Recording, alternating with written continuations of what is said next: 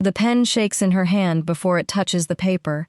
Fluorescent light hums overhead, flickering once, steadying. Through the glass door behind her, Benjamin sits on a metal bench with his forehead against his knees, wrists still raw from the cuffs they took off an hour ago. He hasn't looked up once. The document in front of her says wife. The bruise circling her wrist from where a guard grabbed her too hard yesterday says something else entirely. She signs anyway. The pen scratches across the last line, and a hand closes over hers before she lifts it.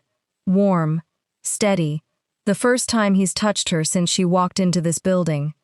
"Don't thank me yet," Bae Jun-yu says. His voice doesn't rise. It doesn't need to. Sophia's stomach folds in on itself, and she pulls her hand back so fast the pen clatters to the floor. She just married the one man Soul taught her to fear, and she has no idea what she actually signed up for. Hit follow now, because it only gets more dangerous from here. The compound sits behind a gate that opens without a sound, which somehow unsettles her more than if it had groaned. Sophia stands in the entryway of a house too large for the silence inside it, holding a suitcase that contains everything she owns. A woman in a gray uniform takes the suitcase from her without asking, doesn't meet her eyes, disappears up a staircase Sophia hasn't been shown yet. "This way." Jianwu's voice comes from somewhere behind her left shoulder. She turns too fast, catches herself doing it, forces her spine straight. He's already walking, expecting her to follow, not checking if she does. She follows. The hallway is long, lined with doors that don't have names on them. Her shoes sound too loud against the floor. His don't make a sound at all. "Your room is the third door." He stops in front of it, hand not quite touching the handle. "Mine is at the end of the hall. You will not need to come to it. And if I want to..." The words leave her before she can stop them. His eyes narrow a fraction, jaw setting, and then it's gone, smoothed back into nothing before she can name what it was. "You won't." He says it like a fact, not a threat. And that's worse. She wants to argue just to hear her own voice do something other than crack. What happens now? Now you eat. Now you sleep. Tomorrow there are people who need to see us together, and you will smile like you mean it. And Benjamin? Already released. He'll be told not to come near this house for his own protection. A pause that isn't a pause. A calculation. Brief. Finished before she can read it. "You'll see him when it's safe." When is that? He doesn't answer. He opens her door instead, waits for her to walk through it, and closes it behind her before she can ask again. Dinner is set for one plate. She eats standing at the window, watching floodlights carve white circles across a lawn too manicured to be real, and doesn't taste any of it. The woman in gray comes back to clear the plate before Sophia's finished with it, hands quick, eyes down. Sophia catches her wrist without meaning to. "What's your name?" The woman freezes. Glances at the door like someone might be listening. "You shouldn't ask that." "Why not?" "Because it doesn't matter here." She pulls her wrist free, gently, not unkindly, and disappears with the plate before Sophia can push further. Alone again, Sophia presses her palm flat against the cold window glass until her fingers go numb. Somewhere in this house is a man who married her in a courthouse hallway and hasn't looked at her the same way twice. Cold in the car, careful on the stairs, something else entirely when his hand closed over hers on that pen. She doesn't have a word for what that was. She's not sure she wants one. Her phone sits dead in her bag. No charger, no number for Benjamin, no way to know if he's actually free, or if that was one more thing she was told to believe. Her chest tightens hard enough that she has to breathe through her mouth for a second, counting the floodlights outside until the feeling passes. At midnight she can't sleep. The house makes sounds she doesn't recognize. Pipes maybe, or footsteps 2 floors down, or nothing at all. She gives up on the bed and walks the hallway barefoot, past doors that all look the same, until one of them doesn't. It's cracked open. Light spills from inside. Not warm light, the cold blue of a monitor. She should keep walking. Her feet don't listen. Through the gap she can see a desk, papers stacked with military precision, and a plain cardboard box sitting apart from everything else, its lid slightly askew like someone opened it in a hurry and didn't have time to fix it. A name is written across the side in black marker, her mother's maiden name. Sophia's breath catches somewhere behind her sternum. She reaches for the door, fingers an inch from the wood. You shouldn't be awake. She spins. Jayanu stands at the end of the hall in a shirt half-buttoned, watching her with the stillness of a man who's been standing there longer than she realized. What's in that box? Go back to your room, Sophia. That's my mother's name on it. Why do you have... Not tonight. His jaw tightens, just once. The only crack in the calm. Go back to your room. She doesn't move. Neither does he. The distance between them stretches thin enough to hear her own pulse in her ears. And for 1 second, she thinks he's going to tell her. His mouth opens. Sophia, don't. Her voice comes out rougher than she means it to. Don't say my name like you know me. You don't know me. I know your brother's cell number. I know what your landlord charged you the month you couldn't pay rent. I know the hospital you sat in for 6 hours when he was arrested, and no one came out to tell you anything.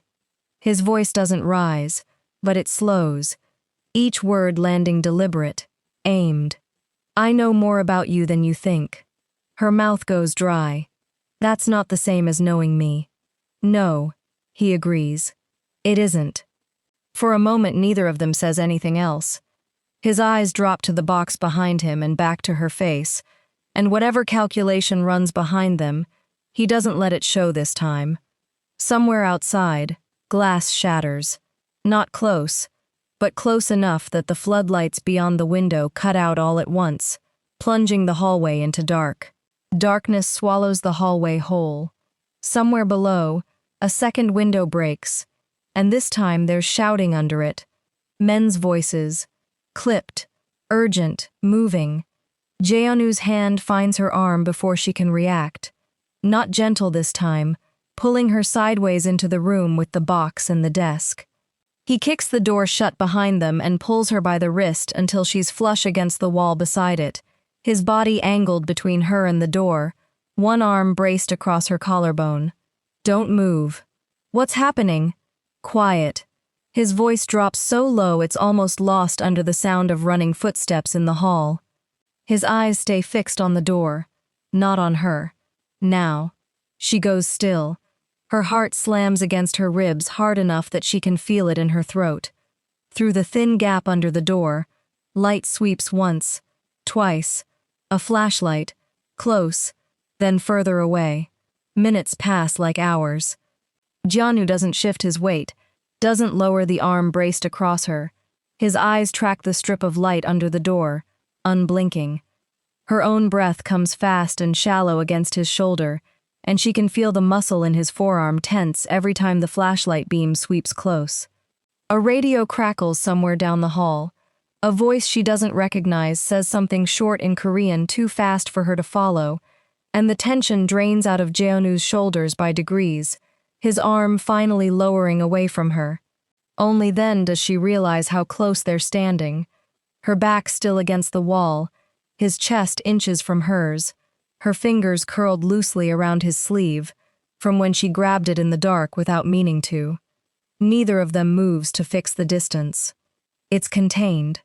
He steps back, and for the first time since the courthouse, his jaw ticks once, twice, the muscle refusing to settle.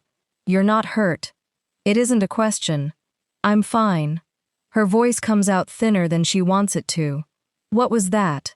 A test. Someone wanted to see how fast we'd move. He crosses to the door, opens it a crack, checks the hall before pulling it fully open. Go back to your room. You keep saying that like it answers anything. He stops in the doorway, doesn't turn around right away. When he does, his eyes drop briefly to her mouth, before lifting back to her face, longer than they have all night, and he says nothing at all about it. There are rules in this house, he says. You don't leave the property without me. You don't open doors that aren't yours. You don't ask staff questions they can't safely answer. A muscle ticks along his jaw. Tonight proves why. And if I break them, then I can't protect you when it matters. He says it flatly, no threat behind it, which somehow lands harder than if he'd raised his voice. That's not a punishment. It's math. She wraps her arms around herself, suddenly aware of how thin her sleep shirt is, how exposed the hallway feels, even with the lights back on. I didn't ask for any of this. I know. 2 words. Nothing else.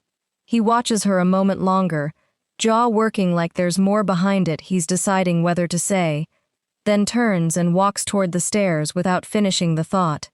She doesn't eat breakfast the next morning, doesn't leave her room until noon, curled on the window seat with her knees against her chest, watching security move across the lawn in patterns she's starting to recognize. A knock interrupts her. The woman in gray again, this time carrying a tray. Soup, rice, a plate of fruit cut into careful pieces. She sets it down without a word and turns to leave. I didn't order this. He did. The woman pauses at the door, glancing back once. Said you didn't eat yesterday. Oaf. And Sophia stares at the tray long after the door clicks shut. It's such a small thing. It shouldn't mean anything. Her throat tightens anyway, and she hates how much it does. She finds him that evening in a room she hasn't seen before, a study lined with shelves, low lamplight instead of the harsh overheads from the hall. He's on the phone when she walks in, voice low and clipped, and he ends the call the second he sees her. You ate, he says. You noticed. I notice everything in this house. Not a boast. A fact, delivered the same way he delivers all of them. He gestures to the chair across from his desk. Sit.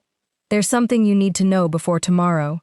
She sits, spine straight, hands folded in her lap to keep them from shaking. Across the desk, papers are stacked in the same military precision she saw in the study last night. She wonders if the box with her mother's name on it is still behind him somewhere in this house, waiting. What? She says. The man responsible for last night isn't finished. He slides a folder across the desk, doesn't open it himself. He's been circling this family for months. Yesterday was the first time he got close enough to matter. Circling how? Property, people, timing. His eyes flick up to hers, hold there a second too long. Your brother's arrest wasn't random, Sophia. The floor seems to tilt under her chair. What did you just say? He doesn't repeat it. He doesn't need to. The words are already sitting in her chest, refusing to move, and the look on his face tells her he meant exactly what she thinks he meant. Say that again. I said it once already. Giannu's voice stays level, but his hand flattens against the folder on the desk, like he's holding something down that wants to move. Your brother's arrest was arranged to happen exactly when it did. By who? Her voice cracks on the second word. By you? No. His eyes don't leave hers. By the man trying to destroy me. The room feels smaller than it did a minute ago. Sophia's fingers curl into the fabric of her sleeves, nails pressing crescents into her own skin, just to feel something solid. She sits back down without meaning to, legs unsteady under her. Explain it to me, she says. All of it. I want to understand exactly how my brother's life became a piece in your war. Jianyu studies her for a long moment before he answers, like he's weighing how much of the truth she can hold at once. He owed money to a man who works for someone I've been fighting for 2 years. The debt was real. The timing of his arrest wasn't. You're telling me my brother sat in a cell for months because of a war that has nothing to do with him. It has everything to do with him. Jianri leans forward, forearms on the desk, and for once his voice loses its polish, roughens at the edges. Because it has everything to do with you. Me? You were never a coincidence, Sophia. He says her name carefully, like it costs him something. The moment I found out who your family was, I made sure I was the one who bought that debt, not him. Her stomach drops. You planned this. All of it. The marriage, yes, no hesitation, no softening, just the truth, laid flat on the desk between them, like the folder he still hasn't let her open. She stands so fast the chair scrapes against the floor. So, every time you brought me food, every time you stood in front of that door last night, that was strategy too? Some of it started that way. Started. I don't know what it is now. His jaw works, and for the first time she watches him search for words instead of delivering them fully formed. I didn't plan on that part. She wants to believe him. That's the worst part. Some traitor place in her chest wants to believe every word, and she hates herself a little for it. I need air. You can't leave the property. I'm not asking permission.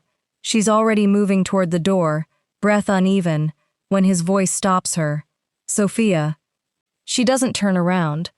Someone tried to take you last night. Not the house. You. A weight settles into his tone that wasn't there before. That's not a rule I'm making up to control you. That's the reason you're still breathing. Her hand freezes on the door handle. Why would anyone want me? Because you're the one thing I won't trade. He says it like it surprises even him. And he knows it. She turns halfway, one hand still on the handle, and looks at him long enough that the silence between them stops being about the argument entirely. You don't trade things you don't want. Jaeon you. You trade things you're finished with. His eyes drop to her hand on the handle, then back to her face, jaw working once before he speaks. Then I suppose I'm not finished. She doesn't have an answer for that. She leaves before he can see what it does to her face. She doesn't sleep. She sits by the window until the sky turns the color of ash, replaying his voice in her head, the way it slowed and roughened when he said her name plainly, instead of like a formality. She doesn't know what to do with a man who plans her whole life like a chess move, and then looks at her like she's the only thing on the board he didn't calculate for. Somewhere around 4 a.m, she gives up trying to make sense of it, and just lets herself feel angry instead. Angry at Benjamin for the debt. Angry at herself for signing anything without reading it. Angry at a man 3 doors down who apparently decided who she'd marry before she ever knew his name. The anger is easier to hold than the alternative. By morning, she's decided she needs to see the file for herself. The study is empty when she slips inside, morning light slanting gray through half-closed blinds.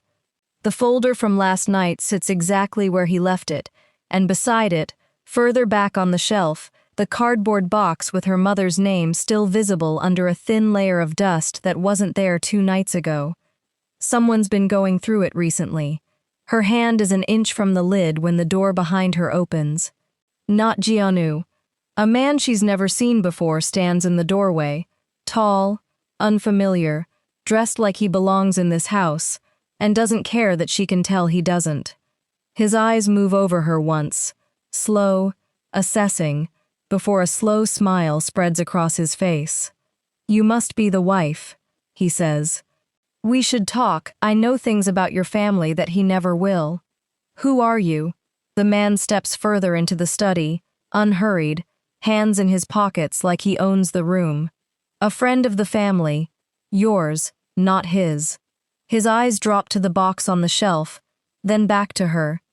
You've been living here how long, and he still hasn't told you anything real. Get out. I will. He smiles, easy, unbothered.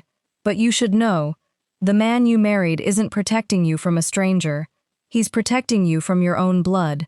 Ask him about your mother's brother sometime. See if he can look you in the eye when he answers. Footsteps sound in the hall, fast, and the man is gone through a side door before Jianu appears in the doorway, breathing hard, eyes scanning the room and landing on her. Are you hurt? No. Her voice shakes despite her. There was a man in here. He said, I know what he said. Jianu's face goes taut, a muscle jumping along his jaw. He's not supposed to be in this house. Who was he? Someone I'll deal with. He crosses the room, hand hovering near her shoulder like he wants to touch her, and stops himself. You shouldn't have been in here alone. I wasn't planning on getting cornered. She wraps her arms around herself, the adrenaline finally draining out and leaving something colder behind. He mentioned my mother's brother. I don't have an uncle. Jianwu doesn't answer right away. His eyes drop to the box on the shelf and hold there a beat too long. You do, he says finally. You just don't know him. 2 days pass and he doesn't bring it up again. Sophia doesn't push.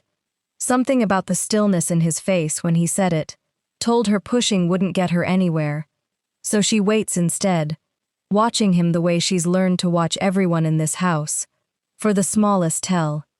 She spends the days walking the perimeter of the property, as far as the gate lets her go, counting the same security patterns until they stop feeling threatening and start feeling almost familiar. She catches herself, twice, watching for his car in the driveway without meaning to. She doesn't examine that too closely. She finds one on the third night. He's in the kitchen when she comes down for water, sleeves rolled to his elbows, a cut along his forearm still bleeding through a hastily wrapped cloth. He doesn't hear her at first, jaw tight with concentration as he tries to rewrap it one-handed. You're doing that wrong. He looks up, startled in a way she's never seen on him before. Off guard, unguarded, human. It's fine. It's bleeding through the cloth. She crosses the kitchen before she can think better of it, takes his arm in both hands without asking permission. His skin is warm under her fingers, pulse visible at his wrist, faster than his voice would suggest. Sit. He sits. She works in silence, unwinding the cloth, wincing at the gash beneath it. Deep, ugly, the kind that needed stitches he clearly didn't get. Her hands are steadier than she expects them to be. His aren't. She can feel the faint tremor in his forearm under her palm, so slight she almost misses it. You could have called someone for this. I don't like people touching me when I'm hurt. He watches her face, not the wound. Apparently that rule doesn't apply to you. Apparently not. She reaches for the antiseptic, dabs it along the edge of the cut, and doesn't miss the way his breath catches when it stings. What happened? A disagreement. With who? Doesn't matter. His eyes are fixed on her hands, not her face, watching her work with an intensity that makes her fingers slow despite herself. You don't have to do this. I know. She reaches for the gauze on the counter, doesn't look up. I'm doing it anyway. Neither of them speaks. He holds still under her hands, breath shallow, eyes fixed on her fingers moving over his skin like he's afraid one wrong word will make her stop. When she finally ties off the bandage, neither of them lets go right away. His thumb brushes across her knuckles, barely there, gone almost before it happens. Thank you, he says, voice lower than she's ever heard it. She should pull her hand back. She doesn't. Sophia, her name again, slow, deliberate, his jaw tight around it. There's something in that box you saw. I've been putting off showing you, because once you see it, I can't take it back. Her stomach drops. Show me. He hesitates. Actually hesitates. The first time she's seen him do it, then nods once, and leads her back toward the study, her hand still faintly warm where his thumb touched it. The box is gone from the shelf. In its place, a single photograph sits face up on the desk, edges worn soft with age. A woman who looks almost exactly like Sophia's mother stands beside a boy no older than 10, both of them squinting into sunlight, both of them smiling like nothing bad has happened to either of them yet. Who is this? Sophia's voice comes out barely above a whisper. Jianyu doesn't answer right away. When he finally does, his eyes never leave her face, watching for what the words will do to her before he even finishes saying them. That's your cousin, he says. He goes by Gu Chan now, and he's the man who's been trying to kill me since the day I found you. Her own blood is the enemy she never saw coming. Follow before you go anywhere. You do not want to miss what happens next. Sophia's knees give out. She catches the edge of the desk before she hits the floor, the photograph still gripped in her free hand, staring at a face she's never seen before that somehow shares her mother's eyes. My cousin. Her voice sounds far away, like someone else is saying it. I don't have cousins. My mother never talked about her family. Your mother had a brother. He died when your cousin was young. An accident, according to the official record. Jianu's voice stays even, but his eyes track every flicker of her face like he's bracing for her to break. Guchon believes my father was responsible. Was he? He doesn't answer immediately, and the silence stretches long enough that she already knows the answer isn't simple. That's a conversation for another night. No. She sets the photograph down, hands trembling now that the shock is loosening its grip on her spine. You don't get to open a door like this and then close it because it's inconvenient. It's not inconvenience, Sophia. It's protecting you from a truth I haven't confirmed. Then confirm it. His jaw tightens. For a long moment he says nothing, and she watches his eyes go flat and controlled, then slip, then flatten again. The calculated stillness she's come to recognize, fighting to reassert itself over whatever's underneath it. Not tonight, he says finally, and this time there's an edge of something almost pleading in it. Please. She's never heard him say please before. It stops her more than any argument could have. Why does it matter so much what I know? Because the moment you understand everything, you'll have to decide something I can't decide for you. He rubs a hand over his jaw, the first genuinely unguarded gesture she's seen from him all week. And I'm not ready to hear what you choose. That's not your decision to protect me from. No. He looks at her for a long moment, his throat working around a swallow before he speaks again. It isn't, but I'm asking anyway. She doesn't answer that. She turns and walks back toward her room, aware of him watching her the entire length of the hallway, and doesn't look back to see if he follows. She doesn't sleep that night either, but this time it isn't fear keeping her awake. It's the photograph, burned into her memory, the boy's smile that looks nothing like a killer's, and everything like a child who had no idea what his life was about to become. In the morning, her phone buzzes on the nightstand, the one Jaeonu had returned to her 2 days ago, fully charged, no explanation given, a number she doesn't recognize. I know you saw the photo. He won't tell you the truth because it isn't his to tell. I will, if you want it. Come alone. Tell no one. G. Her thumb hovers over the message, heart hammering hard enough that she can feel it in her ears. She thinks of Jaeonu's face last night, the plea underneath his composure, the way his hand had trembled under hers 2 nights before like he was more breakable than he let anyone see. She thinks of Benjamin, still somewhere in this city, still not fully free of whatever war she's tangled in now. She thinks of a boy in a photograph who used to smile like nothing bad had happened yet. Her thumb moves before she lets herself think any further. When and where? The reply comes back in seconds, like he was waiting. Tonight. The tea house on the corner past the old market. Come alone, Sophia. I only want to talk. She sits with the phone in her lap for a long time after that, staring at her own reflection in the dark screen, wondering if she's about to make the worst decision of her life, or the only honest one anyone's given her since she signed that paper in the courthouse hallway. She thinks about telling Jianu. Her thumb even opens his contact, hovers over the call button, and then she remembers his face last night. Please, the way it sounded like a man bracing for a loss he'd already accepted. If she tells him, he'll lock the house down. She'll never get the truth from anyone but him, filtered through whatever he decides she's ready to hear. She doesn't call. She closes the screen and sits with the decision sitting heavy in her chest, telling herself it's the only way to get answers that belong to her, and not to him. By early evening she's already planning the logistics, the side gate near the garden wall that the guards check less often, the hour when the shift changes and the cameras have a blind window she noticed weeks ago, without knowing why she was noticing it. Some part of her has been preparing for this without admitting it. By the time she looks up, the sun outside her window has shifted, throwing long gold light across the floor, and somewhere down the hall she can hear Jianu's voice, low and urgent, on a call she isn't meant to hear. If he's already reached her, we don't have the time I thought we did. She freezes, phone still warm in her hand. She presses herself closer to the wall beside her door, straining to catch the rest, but his voice drops lower, footsteps moving away down the hall before she can hear anything more. He knows.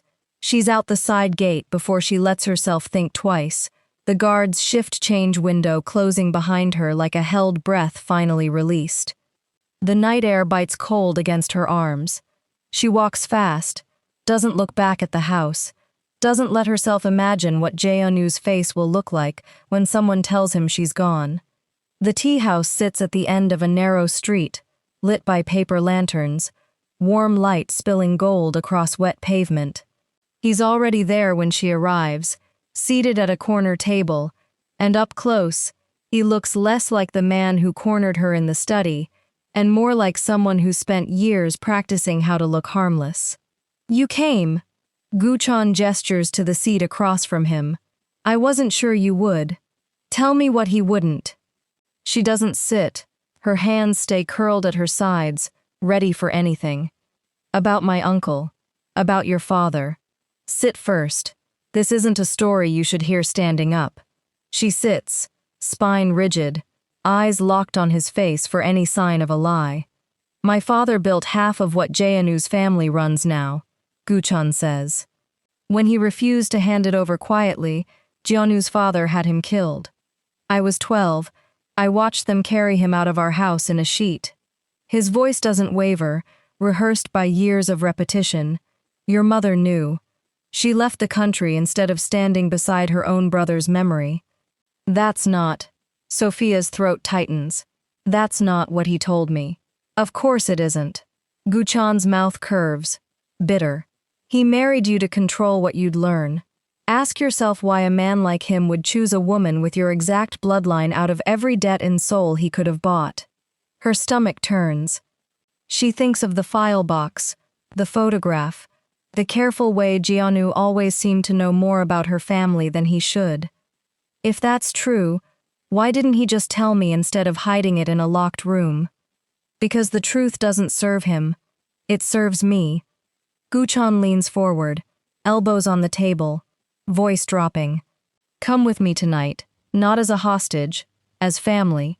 I'll show you documents he'll never let you see. The actual contracts, the actual names on the order. I don't know you. You don't know him either. Not really." His eyes flick over her face, searching. "You've known him a few weeks. I've been carrying this for 20 years. I need to go," she says, standing too fast, chair scraping against the floor. "He's lying to you, Sophia." "Maybe." Her voice shakes despite everything she does to steady it. "But so are you. And I'm done being told the truth by men who only give me half of it." Jeonwoo's waiting in the driveway when she gets back, coat still on, jaw set harder than she's seen it, a muscle ticking near his temple. He doesn't yell. He doesn't need to.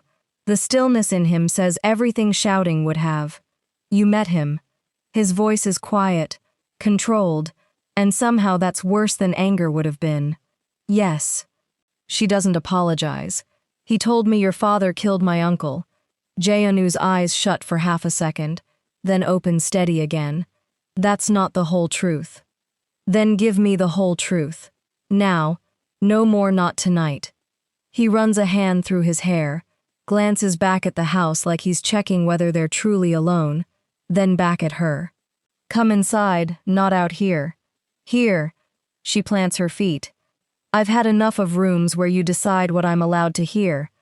He's quiet for a long moment, jaw working, and when he finally speaks, his voice has lost all its usual control. "My father didn't order that killing. Your grandfather did." The world tilts sideways. "What?" "Your grandfather believed Guchon's father was going to hand territory to a rival family. He gave the order himself. My father took the blame because Guchon was a child, and the truth would have destroyed him faster than the lie did." Yeonwoo's hands are shaking now, barely. The first time she's ever seen it. "I've spent 2 years trying to find a way to tell him, without losing everything. Without losing you. Once you knew where the blood actually started.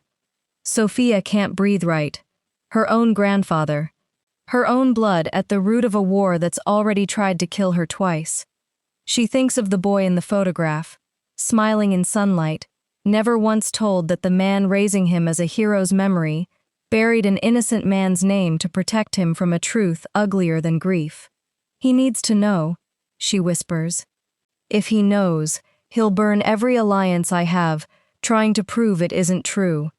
Jae-Yu reaches for her hand, stops himself an inch away. Sophia, I need you to trust me a little longer. His phone rings. He answers without looking away from her face, and she watches the color drain out of him in real time. When? His voice goes flat, controlled in a way that scares her more than shouting would. Where? He lowers the phone slowly, and for the first time since she's known him, he looks like a man who has no plan left. They have Benjamin. The warehouse smells like rust and standing water. Fluorescent light buzzes overhead in the same key as the courthouse hallway from what feels like a lifetime ago, and Sophia's pulse hammers against her throat as she's shoved forward into the open floor. Benjamin is on his knees near a support beam, hands bound, a bruise blooming along his cheekbone. He looks up at her, and her throat closes so fast she has to force air through it. Sophia, quiet. Guchion's voice cuts across the space, no longer warm, no longer patient. He stands with a gun loose in his hand, watching the door. He'll come. He always comes for what's his. The door opens. Jianyu walks in with his hands visible, empty, coat open to show he's carrying nothing. Sophia's stomach drops at the sight of it. No weapon, no backup visible behind him, just him, walking straight into a room where the man across from him has every reason to end this in one motion. You came alone, Guchun says, almost surprised. You knew I would. Let them go, Jae-Yu says. This is between us. It stopped being between us the day your father buried my father's name under a lie. Guchun's hand tightens on the gun. I want the territory. I want the apology I never got. And I want her to watch me take both. There's no apology I can give you that won't be another lie. Jionu takes one slow step closer, palms still open. Because it was never my father's order. Guchon's face twists. Don't. Her grandfather gave that order, not mine. Jionu's voice doesn't shake, even with the gun leveled steady at his chest. My father took the blame to protect a child. You're lying. But Guchon's grip on the gun falters. Just barely, the barrel dipping an inch. Sophia's mind races back through every bedtime story her mother ever told her, half-remembered, dismissed as folklore when she was young enough not to ask why her mother's voice always changed when she told it. A man who traded his own brother's blood for territory. A story about a house divided by greed, dressed up as an old fable, so a child wouldn't ask the real names.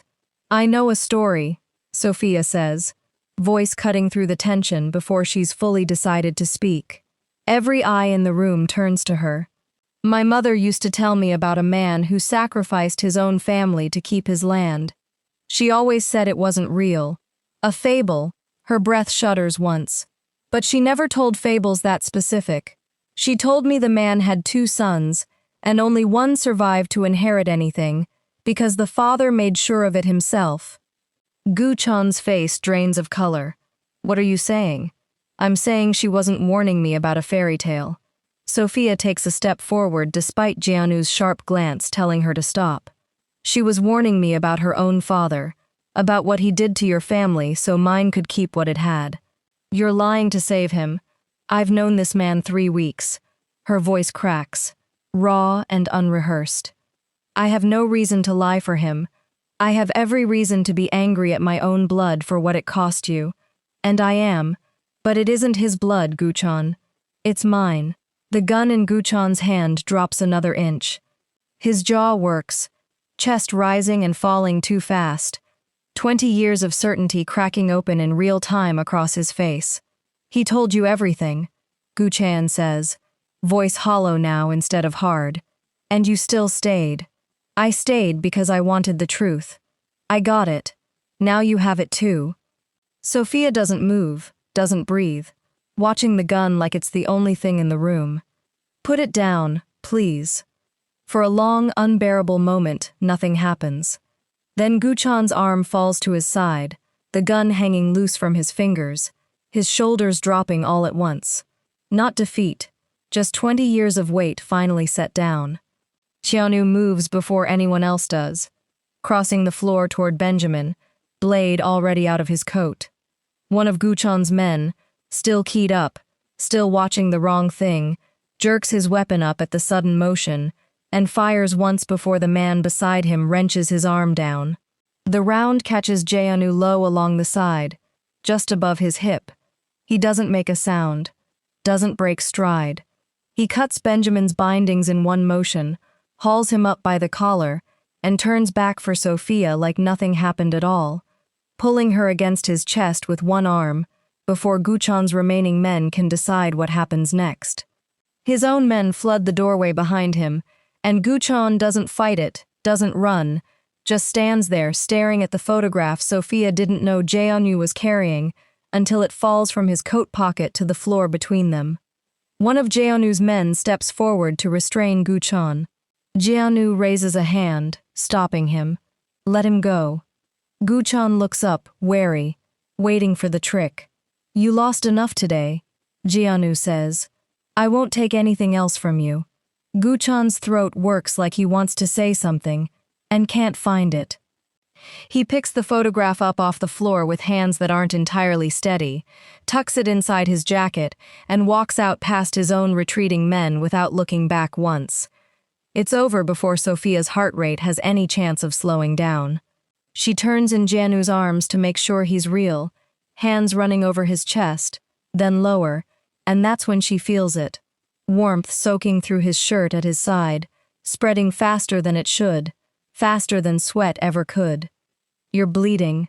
It's nothing. His voice sounds thinner than it did seconds ago. Xiaonu. His knees buckle. She catches him on instinct, more weight than she can hold, both of them going down together onto the concrete floor, as Benjamin shouts something behind her she can't process, and the fluorescent light overhead blurs into a single white smear across her vision. Stay with me. Her hands press hard against his side, blood slicking between her fingers faster than she can stop it. Stay with me. Don't you dare. His eyes are already sliding shut. The hospital room is quiet except for the steady beep of the monitor beside the bed. Sophia hasn't left the chair in 6 hours, Xiaonu's hand loose in both of hers, watching his chest rise and fall like she doesn't trust it to keep happening if she looks away. Benjamin found her an hour ago, still in the same blood-stained clothes, and didn't say anything, just pulled a second chair beside hers and sat with her in silence until a nurse made him leave for the night. She's grateful he didn't try to fill the quiet with words neither of them had. Xiaonu's fingers twitch against her palm sometime near dawn. His eyes open slow, unfocused, then find her face and hold there. You're here, he says, voice wrecked from the tube they took out an hour ago. Where else would I be? He tries to sit up. She presses a hand flat against his shoulder, gentle but firm enough that he stops trying. Don't. You lost too much blood to be stubborn right now. I've survived worse. You almost didn't survive this.